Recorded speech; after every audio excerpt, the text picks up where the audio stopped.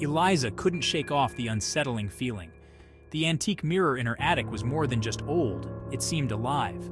The whispers she'd heard sent chills down her spine. Determined to understand the strange events, Eliza dove into researching the history of Harper House, her new home. The local library became my sanctuary.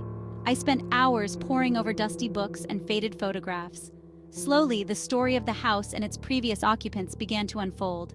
Eliza discovered that the house was built by a wealthy merchant named Alexander Harper. He was known for his peculiar fascination with mirrors, but it was his wife, Isabelle, who truly captivated Eliza's attention. Isabelle vanished without a trace, leaving behind whispers of foul play and dark secrets. Local legends spoke of Alexander's grief driving him to madness. He was obsessed with finding a way to bring Isabelle back. I shivered, my fingers tracing the faded ink of an old newspaper article detailing Alexander's descent into madness. Could the whispers I heard be connected to Isabelle's disappearance? I felt a knot of dread forming in my stomach. I needed answers, but was I ready for what I might find? Eliza's research unveiled a disturbing truth. Alexander Harper wasn't just a grieving husband. He delved into dark magic, obsessed with cheating death, his goal to bring Isabelle back from the dead. Diaries found in the attic revealed his chilling experiments. They spoke of rituals, incantations, and a powerful enchanted mirror, a mirror that matched the description of the one in Eliza's attic. My breath caught in my throat. The whispers, the mirror, Isabelle's disappearance, it was all connected. The pieces of the puzzle were starting to fit together, painting a grim picture. Could it be that Alexander, in his desperate attempt, had trapped Isabelle's soul within the mirror? The thought sent a shiver down my spine.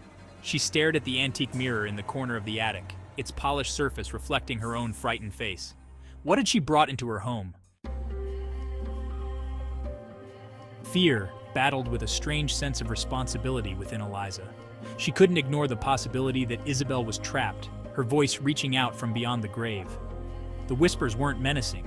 They were filled with a deep sadness, a longing for freedom. I knew what I had to do. I had to communicate with Isabelle. Standing before the mirror, I took a deep breath. "Isabelle," I whispered, my voice trembling slightly. "Are you there?" The air grew heavy. The room seemed to hold its breath, anticipation clinging to the silence. Then a voice, soft as a sigh, whispered back, "Who calls for Isabelle?" Eliza's heart pounded against her ribs. Her voice, though shaky, was resolute. "My name is Eliza. I live in your house now. I want to help you." Eliza held her breath, waiting for a response. The mirror remained still, the silence stretching out. Just when she was about to lose hope, the soft whisper returned, filled with desperation and a glimmer of hope. "Help me." Eliza's conversations with Isabelle revealed the horrifying truth. Alexander's ritual had gone terribly wrong. Instead of bringing Isabelle back, he had imprisoned her soul within the mirror. She was caught between worlds, unable to move on. "He used dark magic. He bound my soul to this glass prison. I'm trapped, Eliza, trapped." Eliza listened intently, her heart filled with a mixture of fear and compassion. Isabelle's voice was weak, fading in and out, but her plea for help was clear. Eliza knew she couldn't turn her back on this. She had to help Isabelle break free. "What can I do? How can I free you?" A soft sigh filled with sorrow emanated from the mirror. "There is a way. A ritual, but it must be performed correctly. You must be careful, Eliza. The magic is strong and the consequences of failure are dire." Isabelle revealed the details of the ritual, her voice growing weaker with each passing moment.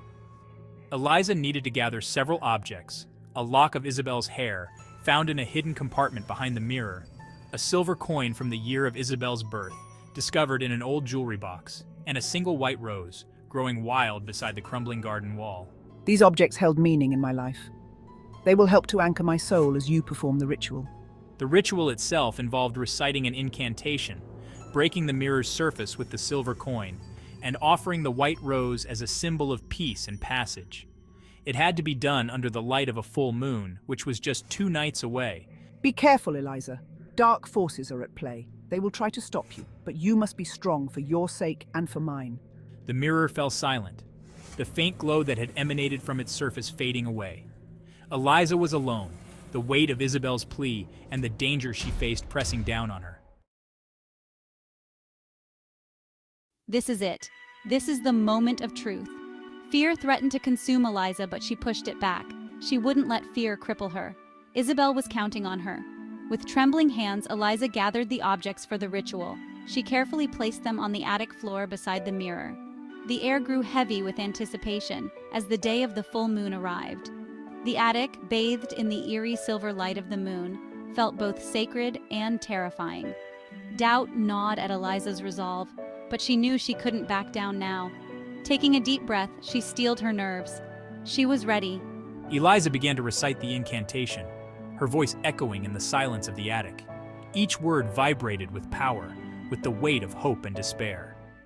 As she spoke the last words of the incantation, Eliza raised the silver coin. The fate of Isabelle, and perhaps her own, rested on her next actions.